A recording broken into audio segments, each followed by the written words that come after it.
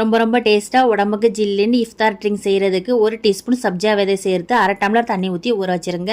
2 piece பாதாம் பீசின் சேர்த்து 3/4 tumbler தண்ணி ஊற்றி 7லேருந்து 8 மணி நேரம் ஊற வச்சுக்கோங்க. 6 கிராம் அகரகரை சின்ன சின்னதாக கட் பண்ணிவிட்டு அகரகர் முழுகிற வர தண்ணி ஊற்றி 1/2 மணி நேரம் ஊற வச்சிடலாம். 1 லிட்டர் தண்ணி கலக்காத கெட்டியான பால் சேர்த்துக்கோங்க. பால் கொதிச்சதும் 4 டேபிள் ஸ்பூன் சீனி சேர்த்து 3-4 நிமிஷம் கலந்து விட்டுக்கோங்க.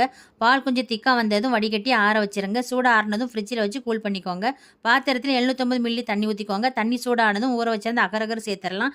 அகரகர் நல்லா கரைஞ்சதும் 3 டேபிள் ஸ்பூன் சீனி சேர்த்துடலாம். சீனி நல்லா கரைஞ்சதும் வடிகட்டி பாக்ஸில் சமமாக ஊற்றிக்கோங்க. கொஞ்சம் ரெட் ஃபுட் கலர் சேர்த்துடலாம்.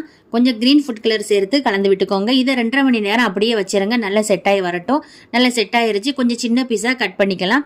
அகலமான பாத்திரத்தில் சப்ஜாவாத பாதாம் பீசின் ரெடி பண்ண ஜெல்லி 4 டேபிள் ஸ்பூன் ஃபுல்லாக கஸ்டர்ட் மில்க் பாலை ஊற்றிடலாம். ஒருக்க கலந்து விட்டு ஃப்ரிட்ஜில் 1/2 மணி நேரம் கூல் பண்ணிவிட்டு இஃப்தாருக்கு எடுத்து வச்சிருங்க. டேஸ்ட்டாக ஜில்லுன்னு இஃப்தார் ட்ரிங்க் ரெடி ஆயிடுச்சு. நீங்களும் செஞ்சு பாருங்கள். நன்றி.